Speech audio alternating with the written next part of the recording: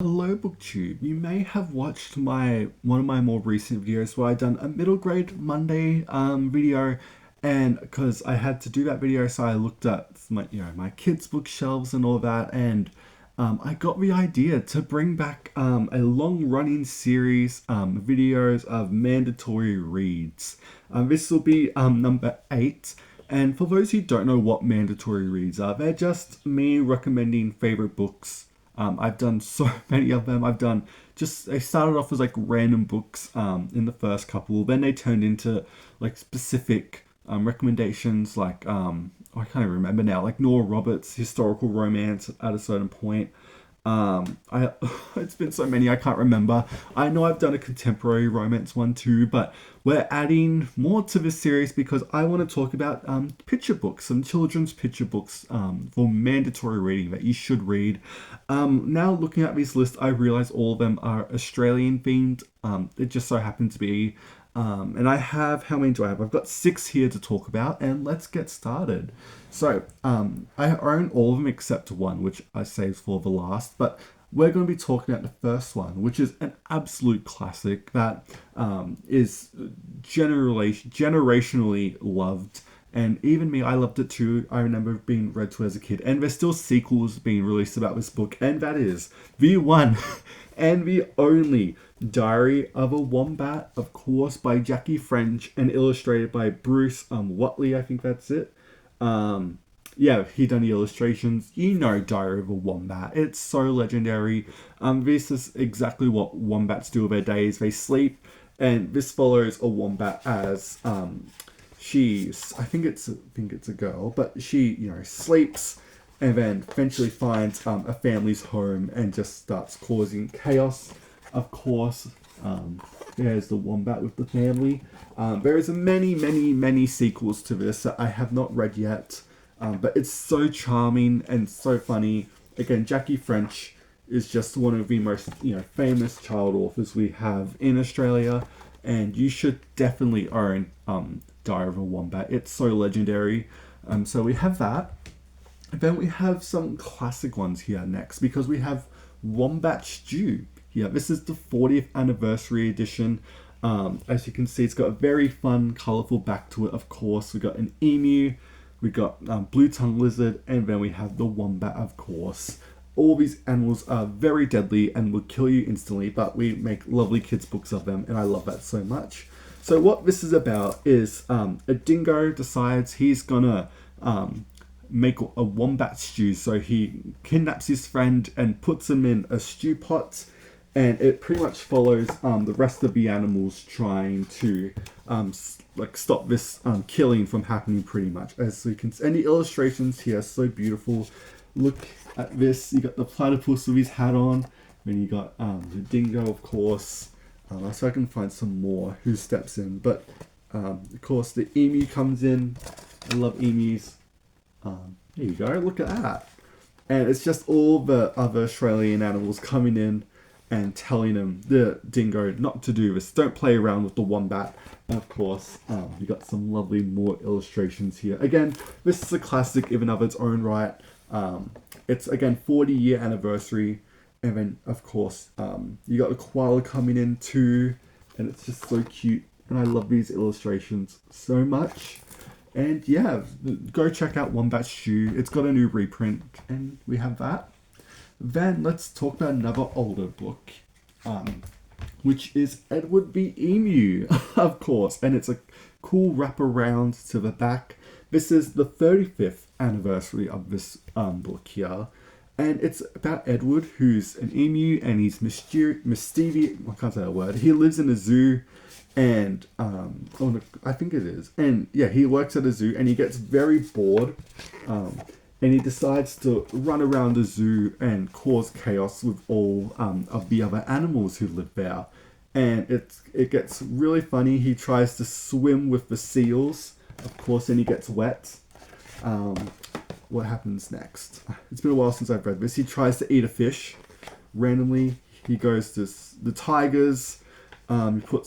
He sees a snake, of course. He goes through so much, to be honest.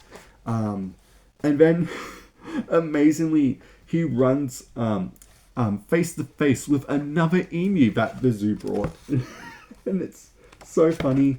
And he realizes, oh, I'm not going to be bored anymore because I've got a friend too. And he lives happily ever after and not bored anymore. So fun. It really is. And then we have the other book I don't have a physical copy of is, of course, Possum Magic. Everyone knows this one. You know, Possum wants to be invisible or whatever, so he turns invisible. I can't remember how it goes exactly, but he goes and realizes he's stuck being invisible until he has to eat some Vegemite, and then he becomes, clear again. Not clear. People can see him after that, but Possum Magic's legendary. Like, what do you want me to say? It's probably my most nostalgic book on this list. But we have got two more newer picture books here. We've got Digger Digs Down by Jonah Bell and illustrated by Huni Melissa Bolger. I think that's how you say it here.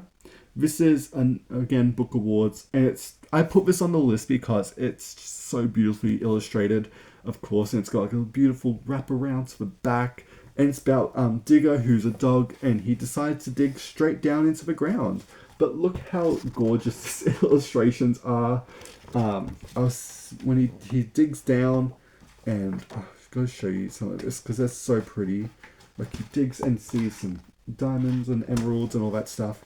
And he keeps digging down until, let me find it, he finds the center of the universe, like he's in Jules Verne or something.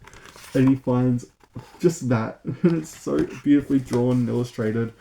And he sees an octopus too in the center of the earth.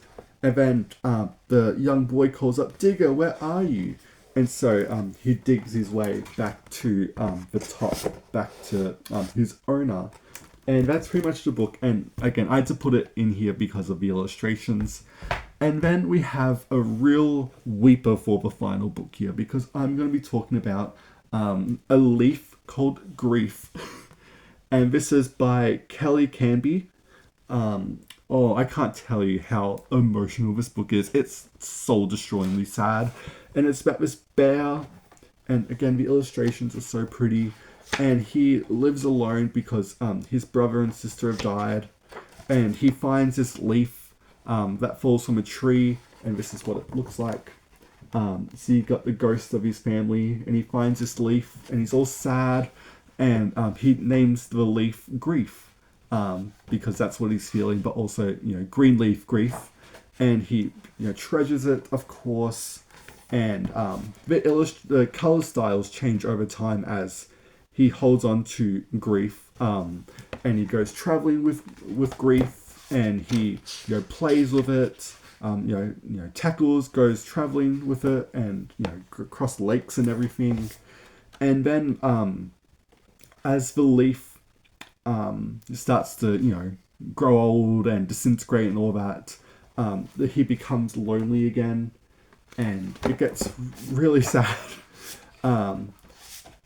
He gets blown away with all this grief coming in. And then he walks out to this very lovely, finds another leaf, and it's so beautiful because the last line is, and the memory of a single leaf called Grief that broke free from the tree, danced and swayed, and flowed its way down to Bear's heart, where he knew he would hold on to it forever. And it's one of my favorite books because there's another great line here I want to read. So he sees the leaf falling down, right? The second leaf. And he goes, in the shade of the tree that didn't feel anywhere near as large as it used to be, Bear sat all alone. And the cool breeze tickled at his fur, and the sunshine tapped his nose. And it's just so beautifully written. And he finds that leaf and, it shows you that grief just living with it. And it's so smart because what I like about this book is that it doesn't tell young people or children what to feel when it comes to grief. This is one of those books where you're kind of you have that type of interpretation too. So it's not like this is a book about being sad. Like, it's very clever, and I love it so much. It is a heartbreaking book too. If you read it in a certain mood, you will weep. I have probably cried like 3 times to this book. I love it so much, and it is an essential book to have if you want to talk about more those type of emotions with younger children. And this is just a great example of that. And yeah, that is some six Australian picture books that are mandatory reading for you. Go and buy them, go get them from the library, and have fun. And yeah, let me know what you think about the books I've mentioned and what picture books would you say are mandatory reading. But yeah, thank you so much for watching BookTube, and I will see you next time.